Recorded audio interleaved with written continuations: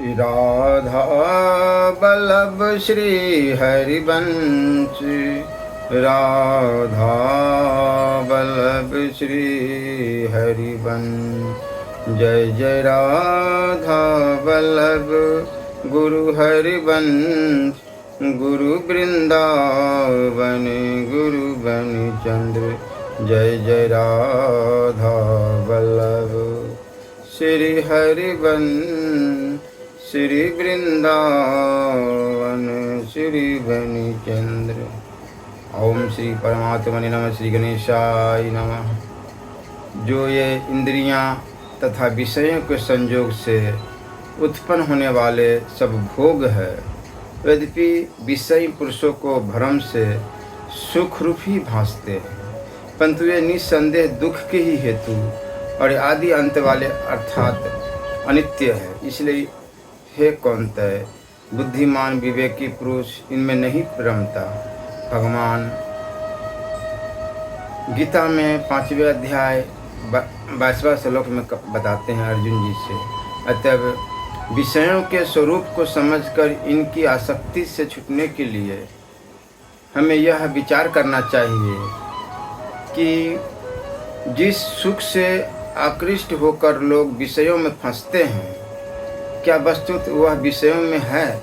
यदि विषय ही सुख स्वरूप होते तो उनकी सन्निधि में सर्वथा ही सुख होना चाहिए था, परंतु यह बात देखी नहीं जाती। उनमें सुख की तो केवल क्षणिक की प्रतीति मात्र ही होती है। वस्तुतः वह तो क्षणभंगुर और दुख रूप ही है। रस इंद्रियों के विषय की ही लीजिए। हमें लड्डू बहुत प्रिय है, परंतु उसकी प्रियता जैसी भूख के समय जान पड़ती, वैसी तृप्ति हो जाने पर नहीं रहती। यही नहीं, पूर्ण तृप्ति हो जाने पर तो हमें अरुचिकर हो जाता है और उसे खिलाने का आग्रह भी बुरा मालूम होने लगता है। इसी प्रकार भोगांतर क्षण में स्त्री आदि जो अन्य इंद्रियों के विषय हैं, वे भी नीरस ही हो जाते हैं। अतः अब यह विचारना चाहिए कि वस्तु सुख कहाँ है। विचार पूर्वक देखने पर यही निश्चय होता है कि संपूर्ण सुख का भंडार एकमात्र विज्ञानंद घन परमात्मा ही है। जहाँ जहाँ भी सुख की अनुभूति होती है, उसी की सत्ता से होती है। संपूर्ण प्रिय पदार्थों में उसी का सुख प्रतिबिंबित हो रहा है। एक मनुष्य समुद्र तट पर खड़ा हुआ है, उसके सामने अपार और अगाध जल निधि उताल तरंगों में उछल कूद मचा रहा है। इतने में उसकी दृष्टि समुद्र तल में टिमटिमाती हुई एक मणि पर आती है। जल किनारे पर भी बहुत गंभीर है, परंतु मणि प्राप्ति का प्रलोभन उसे अधीर कर देता है। वह कपड़े उतारकर सागर में डुबकी लगाता है, परंतु बार बार बहुत गहरे पानी में जाने पर भी मणि उसके हाथ नहीं आती। वह विफल मनोरथ ही रहता है, परंतु मणि की दीप्ति हुई चमचमाहट उसे बेचैन कर रही है। इसलिए वह बहुत क्लांत और दुखी हो जाने पर भी वह बार बार डुबकी लगाने से नहीं हटता। इस प्रकार उसे डूबते उतारते बहुत समय हो गया। इतने में वहाँ कोई अनुभवी महात्मा स्नान करने के लिए आते हैं। वे देखते हैं कि एक मनुष्य बार बार डुबकी लगाता है और हताश चित्त से निकल आता है। उसकी आकृति से वह बहुत ही उद्विग्न और दुखी जान पड़ता है, मानो किसी वस्तु को पाने के लिए अत्यंत व्यग्र है और वह उसे मिल नहीं रही है। उन्होंने उसके समीप जाकर पूछा, क्यों रे भाई, तुम किस लिए इतने व्यग्र हो रहे हो? क्यों बार बार समुद्र में डुबकी लगाते हो? किंतु वह मनुष्य अपना भेद खोलना नहीं चाहता, क्योंकि उसे यह आशंका है कि कहीं बाबा जी ही उस मणि को न निकाल ले जाए। अतः वह बात को टाल देता है। किंतु इतने में ही महात्मा जी की दृष्टि भी उस मणि पर पड़ जाती है। उसे देखकर वह उसकी व्याख्या पर मम्र समझ गए और उससे बोले, क्यों भाई, तू इस मणि को लेने के लिए ही बारंबार डुबकी लगाता है ना? अब भेद खुला देखकर उसे भी स्वीकार करना ही पड़ा। बाबा जी ने कहा, तुझे इस प्रकार डुबकी लगाते कितना समय हो गया? उसने कहा, बहुत समय हो गया। बाबा जी ने कहा, तुमने कितनी डुबकियाँ लगाई होगी? तो सज्जन ने बोला, कुछ गिनती ही नहीं, मैं तो आया तब से गोते लगा ही रहा हूँ। बाबा जी का कुछ हाथ भी लगा? उस साधक ने कहा कुछ नहीं। फिर बाबा जी ने कहा तो फिर क्यों डुबकी लगा रहा है? उस आदमी ने कहा इसलिए कि डुबकी लगाते लगाते कभी तो मनी मिल ही जाएगी। बाबा जी बोला भाई इसी प्रकार तू सारी आयु भी गोते लगाता रहे तो भी तुझे यह मनी नहीं मिल सकती। मनुष्य ने कहा क्यों? बाबा जी ने कहा तुझे जो मनी दिखाई दे रही है वो वस्तु तो वहाँ है ही नहीं। फिर वो मनुष्य ने कहा यह आप कैसी बात कर रहे हैं, वह तो प्रत्यक्ष दिखाई दे रही है। बाबा जी हंसकर बोले अच्छा कुछ देर ठहर, तुझे अभी सारा भेद ज्ञात हो जाएगा। इस पर वह मनुष्य रुक गया। थोड़ी देर में जब जल ठहर गया तो बाबा जी ने कहा क्यों भाई, जहाँ तुझे मनी दिखाई देती है वहाँ कुछ भी है क्या? उस मनुष्य ने कहा हाँ एक वृक्ष तो दिखाई देता है। बाबा जी ने कहा तो क्या वस्तु तो वही है, और यदि है तो इतनी बार डुबकी लगाने पर क्या तेरे हाथ उसकी कोई डाली भी आई है? मनुष्य ने कहा नहीं, डाली या पत्ता आदि तो कुछ भी हाथ नहीं लगा, परंतु यदि वहाँ नहीं है तो फिर कहाँ चली गई? बाबा जी ने कहा अरे यदि वहाँ वृक्ष होता तो तेरे हाथ अवश्य उसका कोई पत्ता तो लगता है, बस तो वहाँ कोई वृक्ष है ही नहीं। देख यह किनारे का वृक्ष यही जल में प्रतिबिंबित हो रहा है। ऐसा कहकर बाबा जी ने किनारे के उस वृक्ष को एक टहनी हिलाई। उसके हिलने से जल में प्रतिबिंबित वृक्ष की टहनी भी हिलती देखकर वह मनुष्य सहम गया और उसने महात्मा जी से कहा आपका कथन ठीक ही है, वस्तु तो यह इस वृक्ष की परछाई है, कृपा इस मणि के मिलने का उपाय भी बतलाए। बाबा जी ने कहा यदि तुझे यह मणि प्राप्त करनी है तो तू इस वृक्ष पर चढ़कर देख, प्रतिबिंब में जहाँ मणि की प्रतीति होती उसी की बिंबभूत डाली पर तुझे यह रत्न मिल सकता है। तब उस मनुष्य ने वृक्ष पर चढ़कर देखा तो उसे वह अनुपम लाल उसकी सबसे ऊंची टहनी पर पड़ा मिला। वह लाल को पाकर निहाल हो गया। महात्मा जी के प्रति कृतज्ञता प्रकाशित करने लगा। यह संसार ही समुद्र है, विषय ही उसमें जल है, विषय सुख ही मणि की परछाई है, जीव ही डुबकी लगाने वाला मनुष्य है, बार बार जन्मता मरता ही डुबकी लगाना है, सदगुरु ही महात्मा जी है, ढूंढ वैराग्य ही किनारे का वृक्ष है, साधन उस वृक्ष पर चढ़ना है और परमानंद रूप परमात्मा का स्वरूप ही उस पर स्थित सच्ची मणि है। आगे की प्रसंग श्री ब्रह्मवैवर्त पुराण। राजा अश्वपति द्वारा सावित्री की उपासना तथा फलस्वरूप सावित्री नामक कन्या की उत्पत्ति, सत्यवान के साथ सावित्री का विवाह, सत्यवान की मृत्यु, सावित्री और यमराज का संवाद। भगवान नारायण कहते नारद जब राजा अश्वपति ने विधि पूर्वक भगवती सावित्री की पूजा करके इस स्तोत्र से उनका स्तवन किया तब देवी उनके सामने प्रकट हो गई। उनका श्री विग्रह ऐसा प्रकाशमान था मानो हजारों सूर्य एक साथ उदित हो गए हो। साध्वी सावित्री अत्यंत प्रसन्न होकर हंसती हुई राजा अश्वपति से इस प्रकार बोली मानो माता अपने पुत्र से बात कर रही हो। उस समय देवी सावित्री की प्रभा से चारों दिशाएं उद्भासित हो रही थी। देवी सावित्री ने कहा महाराज तुम्हारे मन की जो अभिलाषा है उसे मैं जानती हूँ। तुम्हारी पत्नी के संपूर्ण मनोरथ भी मुझसे छिपे नहीं हैं, अतः सब कुछ देने के लिए मैं निश्चित रूप से प्रस्तुत हूँ। राजन तुम्हारी परम साध्वी रानी कन्या की अभिलाषा करती है और तुम पुत्र चाहते हो, कर्म से दोनों ही प्राप्त होंगे।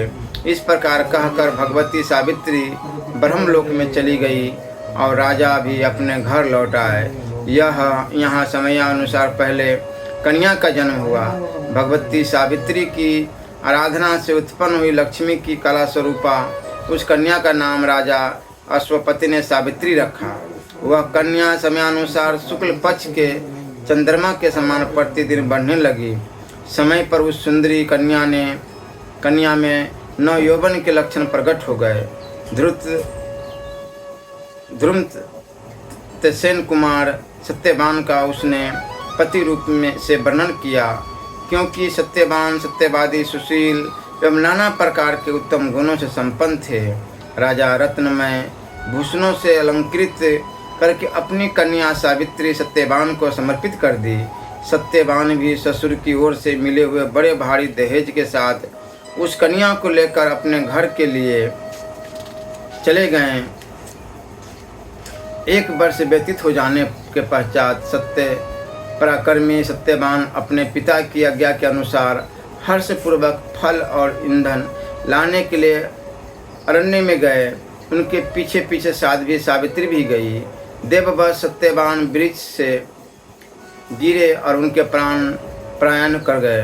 मुने यमराज ने उनके अंगुष्ठ सदृश जीवात्मा को सूक्ष्म शरीर के साथ बांधकर यमपुरी के लिए प्रस्थान किया। तब साध्वी सावित्री भी उनके पीछे लग गई। समयनीपुरी के स्वामी साधुश्रेष्ठ यमराज ने सुंदरी सावित्री को पीछे पीछे आती देख मधुर वाणी में कहा। धर्मराज ने कहा, ओह सावित्री, तुम इस मानव देह से कहाँ जा रही हो?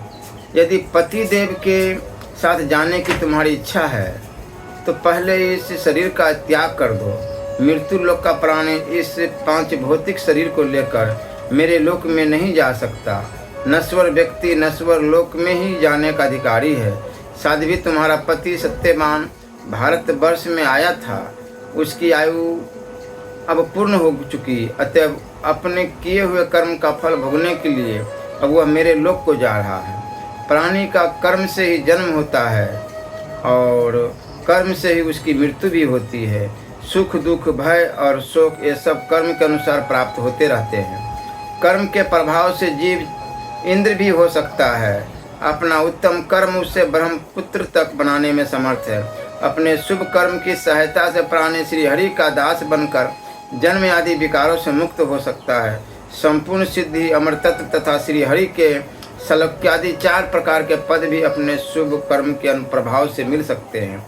देवता, मनु, राजेंद्र, शिव, गणेश, मुनिंद्र, तपस्वी, क्षत्रिय, वैश्य, मलेच्छ, यथावर, जंगम, पर्वत, राक्षस, किन्नर, अधिपति, वृक्ष, पशु, किरात, अत्यंत सूक्ष्म जंतु, कीड़े, दैत्य, दानव तथा असुर, ये सभी योनियां प्राणी को अपने कर्म के अनुसार प्राप्त होती है। इसमें कुछ भी संशय नहीं। इस प्रकार सावित्री से कहकर यमराज मौन हो गए। भगवान नारायण कहते, मुने पतिव्रता सावित्री ने यमराज की बात सुनकर परम भक्ति के साथ उनका स्तवन किया। फिर वह उनसे पूछने लगी। सावित्री ने पूछा, भगवान कौन कार्य है? किस कर्म के प्रभाव से क्या होता है? कैसे फल में कौन कर्म हेतु है? कौन देह है और कौन देही है? अथवा संसार में प्राणी किसकी प्रेरणा से कर्म करता है? ज्ञान, बुद्धि, शरीरधारियों के प्राण, इंद्रिया तथा उनके लक्षण एवं देवता, भोक्ता, भुजिता, भोज, निष्कृति तथा जीव और परमात्मा, ये सब कौन और क्या है? इन सब का परिचय देने की कृपा की। धर्मराज बोले, साध्वी सावित्री, कर्म 2 प्रकार के हैं, शुभ और अशुभ। वेदोक्त कर्म शुभ है। इनके प्रभाव से प्राणी कल्याण के भागी होते हैं। वेद में जिसका स्थान नहीं है वह शुभ कर्म नरकप्रद है। भगवान विष्णु की जो संकल्प रहित अहित की सेवा की जाती है उसे कर्म निर्मल रूपा कहते हैं। ऐसी सेवा हरि भक्ति प्रदान करती। कौन कर्म के फल का भोक्ता है और कौन निर्लिप्त, इसका उत्तर यह है। श्रुति का वचन है कि श्री हरि का जो भक्त है वह मनुष्य मुक्त हो जाता है। जन्म, मृत्यु, जरा, व्याधि, शोक और भय ये उस पर अपना प्रभाव नहीं डाल सकते। साध्वी श्रुति में मुक्ति भी 2 प्रकार की बताई गई है जो सर्वसम्मत है। एक को निर्वाण प्रदा कहते हैं और दूसरी को हरि भक्ति प्रदा। मनुष्य इन दोनों के अधिकारी है। वैष्णव पुरुष हरि भक्ति स्वरूपा मुक्ति चाहते हैं और अन्य साधु जन निर्वाण प्रदा मुक्ति की इच्छा करते हैं। कर्म का जो बीज रूप है वही सदा फल प्रदान करने वाला है। कर्म कोई दूसरी वस्तु भगवान श्री कृष्ण का ही स्वरूप है। भगवान प्रकृति से परे है। कर्म भी इन्हीं से होता है क्योंकि वह उसके हेतु रूप है। जीव कर्म का फल भोगता है। आत्मा तो सदा निर्लिप्त ही है।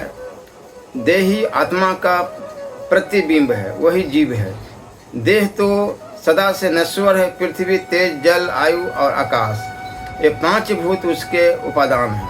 परमात्मा के सृष्टि कार्य में ये सूत्र रूप है। कर्म करने वाला जीव देही है, वही भोक्ता और अंतर्यामी रूप से भोज्यता भी है। सुख एवं दुख के साक्षात स्वरूप वैभव का ही दूसरा नाम भोग है। निष्कृति मुक्ति को ही कहते हैं। सद संबंधी विवेक के आदि कारण का नाम ज्ञान है। इस ज्ञान के अनेक भेद है। घट पटादि विषय तथा उनका भेद ज्ञान के भेद में कारण कहा जाता है।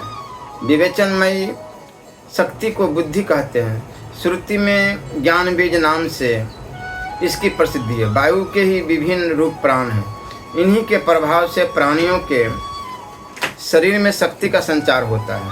जो इंद्रियों में प्रमुख परमात्मा का अंश संसात्मक कर्मों का प्रेरक प्राणियों के लिए दुर्निवार्य अनिरूप्य और दुष्य तथा बुद्धि का एक भेद है, उसे मन कहा गया है। यह शरीरधारियों का अंग तथा संपूर्ण कर्मों का प्रेरक है।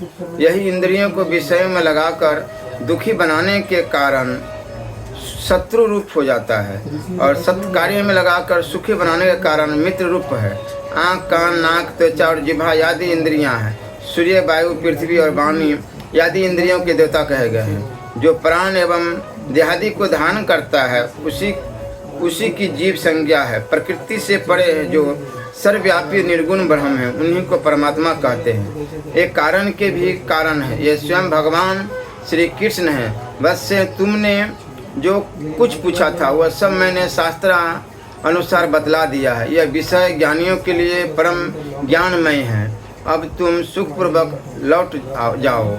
सावित्री ने कहा, प्रभु आप ज्ञान के अथाह समुद्र है।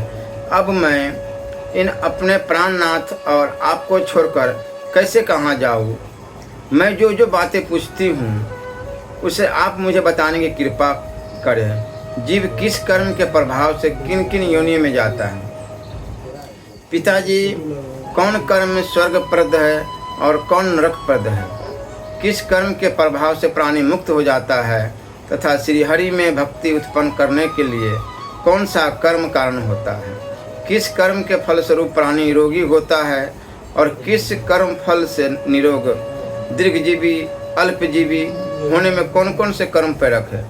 किस कर्म के प्रभाव से प्राणी सुखी होता है और किस कर्म के प्रभाव से दुखी? किस कर्म से मनुष्य अंगहीन, एकाक्ष, बधिर, अंधा, पंगु, उन्मादी, पागल तथा अत्यंत लोभी और नरघाती होता है? एवं सिद्धि और सालोक्य आदि मुक्ति प्राप्त होने में कौन कर्म सहायक है? किस कर्म के प्रभाव से प्राणी ब्राह्मण होता है और किस कर्म के प्रभाव से तपस्वी स्वर्ग आदि भोग प्राप्त होने में कौन कर्म साधन है? किस कर्म से प्राणी वैकुंठ में जाता है? ब्रह्मन, गौलोक, निरामय और संपूर्ण स्थानों से उत्तम धाम है। किस कर्म के प्रभाव से उसकी प्राप्ति हो सकती है? कितने प्रकार के नरक हैं और उनकी कितनी संख्या और उनके क्या क्या नाम हैं? कौन किस नरक में जाता है और कितने समय तक वहाँ यातना भोगता है? किस कर्म के फल से पापियों के शरीर में कौन से व्याधि उत्पन्न होते हैं? भगवान, मैंने ये जो प्रश्न किए हैं इन सब के उत्तर देने की कृपा आप करें।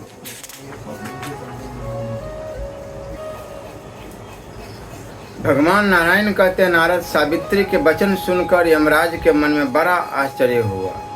वे हंसकर प्राणियों के कर्म विपाक कहने के लिए उद्धत हो गए।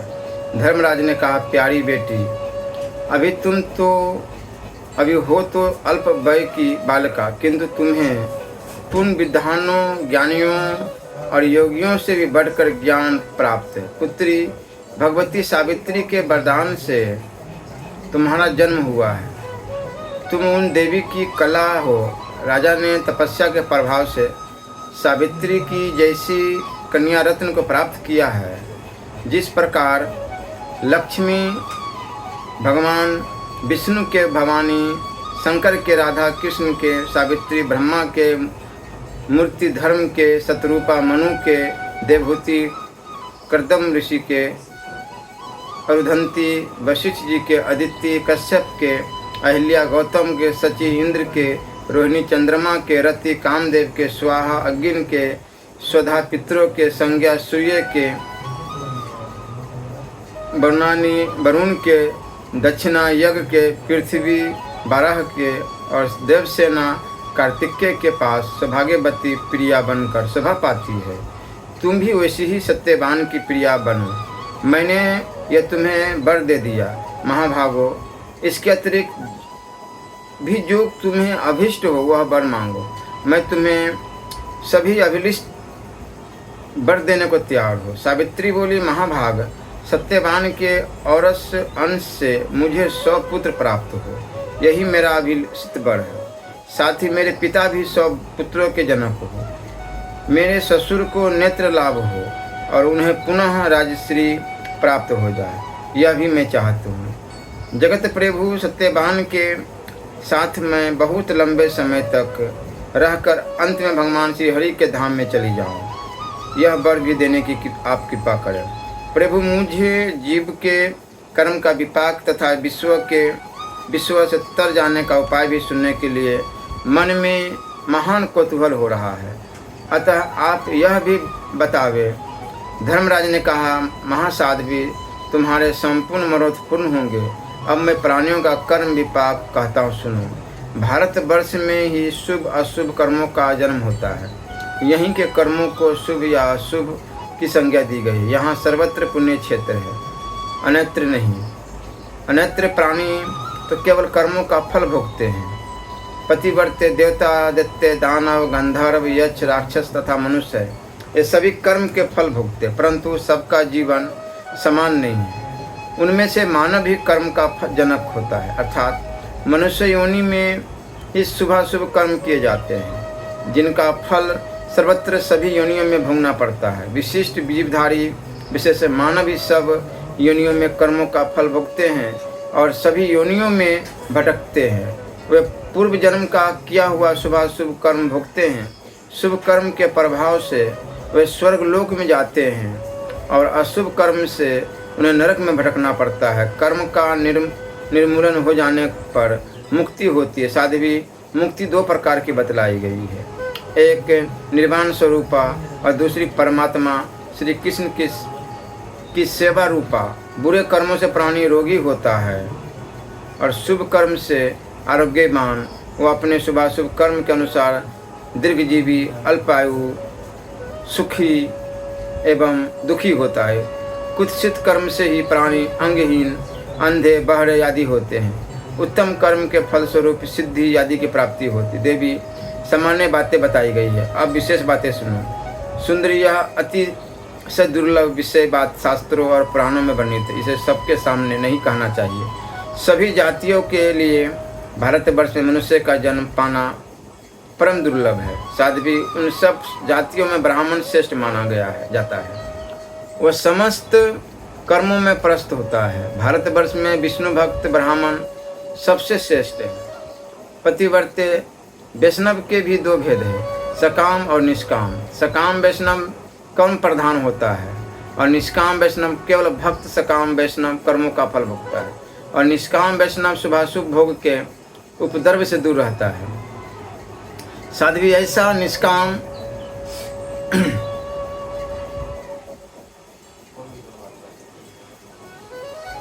वैष्णव शुभाशुभ भोग के उपद्रव से दूर रहता है। साध्वी, ऐसा निष्काम वैष्णव शरीर त्याग कर भगवान विष्णु के निरामय पद को प्राप्त कर लेता है। ऐसे निष्काम वैष्णवों का संसार में पुनरागमन नहीं होता। द्विभुज भगवान श्री कृष्ण पूर्ण ब्रह्म परमेश्वर है। उनकी उपासना करने वाले भक्त पुरुष अंत में दिव्य शरीर धारण करके गौलोक में जाते हैं। सकाम वैष्णव पुरुष उच्च वैष्णव लोकों में जाकर समयानुसार पुनः भारतवर्ष में लौट आते हैं। द्विजातियों के कुल में उनका जन्म होता है। वे भी काल कर्म से निष्काम भक्त बन जाते हैं और भगवान उन्हें निर्मल भक्ति भी अवश्य देते हैं। वैष्णव ब्राह्मण से भिन्न जो सकाम मनुष्य है वह विष्णु भक्ति से रहित होने के कारण किसी भी जन्म में विशुद्ध बुद्धि नहीं पा सकते। साध्वी, जो तीर्थ स्थान में रहकर सदा तपस्या करते हैं वे द्विज ब्रह्मा के लोक में जाते हैं और पुण्य भोग के पश्चात पुनः भारतवर्ष में आ जाते हैं। भारत में रहकर अपने कर्तव्य कर्मों में संलग्न रहने वाले ब्राह्मण तथा सूर्य भक्त शरीर त्यागने पर सूर्य लोक में जाते हैं और पुण्य भोग के पश्चात पुनः भारतवर्ष में जन्म ले पाते हैं। अपने धर्म में निरत रहकर शिव भक्ति तथा गणपति की उपासना करने वाले ब्राह्मण शिव लोक में जाते हैं, फिर उन्हें लौटकर भारतवर्ष में आना पड़ता है। जो धर्म रहित होने पर भी निष्काम भाव से श्रीहरि का भजन करते हैं, वे भी भक्ति के बल से श्रीहरि के धाम में चले जाते हैं। साध्वी जो अपने धर्म का पालन नहीं करते, वे आचारहीन कामलोलुप लोग अवश्य ही नरक में जाते हैं। चारों ही वर्ण अपने धर्म में कटिबद्ध होने रहने पर भी शुभ कर्म का फल भोगने के अधिकारी होते हैं। जो अपना कर्तव्य कर्म नहीं करते, वे अवश्य ही नरक में जाते हैं। कर्म का फल भोगने के लिए वे भारतवर्ष में नहीं आ सकते। अतएव चारों वर्णों के लिए अपने धर्म का पालन करना अत्यंत आवश्यक है। अपने धर्म में संलग्न रहने वाले ब्राह्मण स्वधर्म निरत विप्र को अपनी कन्या देने के फलस्वरूप चंद्रलोक को जाते हैं और वहाँ 14 मनवंतर काल तक रहते हैं। साध्वी यदि कन्या को अलंकृत करके दान में दिया जाए तो उससे 10 गुना फल प्राप्त होता है। उन साधु पुरुषों में यदि कामना हो तब तो वे चंद्रमा के लोक में जाते हैं। निष्काम भाव से दान करे तो वे भगवान विष्णु के परम धाम में पहुंच जाते हैं। गव्य दूध चांदी स्वर्ण वस्त्र घृत फल और जल ब्राह्मणों को देने वाले पुण्यात्मा पुरुष चंद्रलोक में जाते हैं। साध्वी 1 मनवंतर तक वे वहाँ सुविधापूर्वक निवास करते हैं। उस दान के प्रभाव से उन्हें वहाँ सुदीर्घ काल तक निवास प्राप्त होता है। पतिव्रते पवित्र ब्राह्मण को स्वर्ण गौ और ताम्र आदि द्रव्य का दान करने वाले सतपुरुष सूर्यलोक में जाते हैं। वे भय बाधा से शून्य हो उस विस्तृत लोक में सुदीर्घ काल तक वास करते हैं। जो ब्राह्मणों को पृथ्वी अथवा प्रचुर धान्य दान करता है, भगवान विष्णु के परम सुंदर श्वेत द्वीप में जाता है और दीर्घ काल तक वहाँ वास करता है। भक्ति पूर्वक ब्राह्मण को गृह दान करने वाला पुरुष स्वर्गलोक में जाते हैं और वहाँ दीर्घ काल तक निवास करते हैं। उस लोक में उतने वर्षों तक रहते हैं जितनी संख्या में उस दान गृह के रजकण हैं। मनुष्य जिस जिस देवताओं के उद्देश्य से गृह दान करता है, अंत में उसी देवता के लोक में जाता है और घर में जितने धूलिकण हैं उतने वर्षों तक वहाँ निवास करते हैं। अपने घर पर दान करने की अपेक्षा देव मंदिरों में दान करने से 4 गुना, पूर्त कर्म बापी कूप तराग आदि के निर्माण के अवसर पर करने से 100 गुना तथा किसी श्रेष्ठ तीर्थ स्थान में करने से 8 गुना फल होता है। यह ब्रह्मा जी का वचन है। समस्त प्राणियों के उपकार के लिए तराग का दान करने वाला 10,000 वर्षों की अवधि लेकर जनलोक में जाता है। बावली का दान करने से मनुष्य को सदा 100 गुना फल मिलता है। वह सेतु पुल का दान करने पर तराग के दान का भी पुण्य फल प्राप्त कर लेता है। तराग का प्रमाण 4000 धनुष चौड़ा और उतना ही लंबा निश्चित किया गया है। इससे जो लघु प्रमाण में है वह कापी कही जाती है। सतपात्र को दी हुई कन्या 10 बापी के समान पुण्य प्रदा होती है। यदि उस कन्या को अलंकृत करके दान दिया जाए तो 10 गुना 2 गुना फल मिलता है। तराग के दान से जो पुण्य फल प्राप्त होता है वही उसके भीतर से कीचड़ और मिट्टी निकालने से सुलभ हो जाता है। बापी के कीचड़ को दूर कराने से उसके निर्माण कराने जितना फल होता है। पतिव्रते जो पुरुष पीपल का वृक्ष लगाकर उसकी प्रतिष्ठा करता है वह हजारों वर्षों के लिए भगवान विष्णु के तपोलोक में जाता है। सावित्री जो सबकी भलाई के लिए पुष्पदान लगाता है वह 10,000 वर्षों तक ध्रुवलोक में स्थान पाता है। पतिव्रते विष्णु के उद्देश्य से विमान का दान करने वाला मानव 1 मनवंतर तक विष्णु लोक में वास करता है।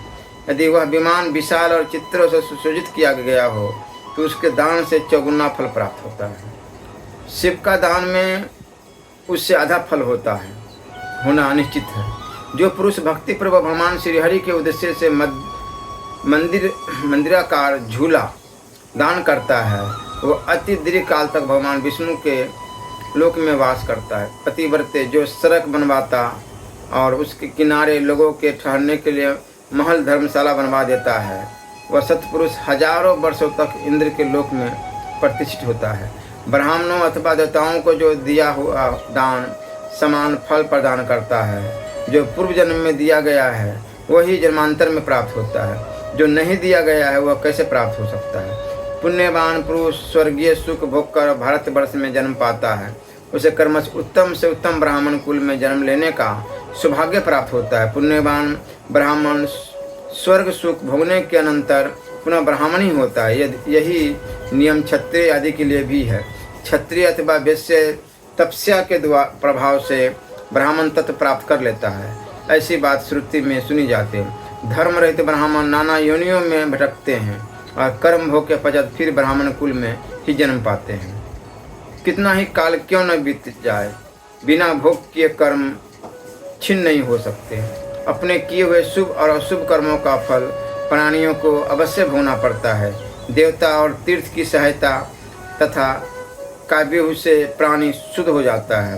साध्वी ये कुछ बातें तो बतला दी, आय की बात फिर सुनाएंगे। श्री राधा वल्लभ लाल की जय।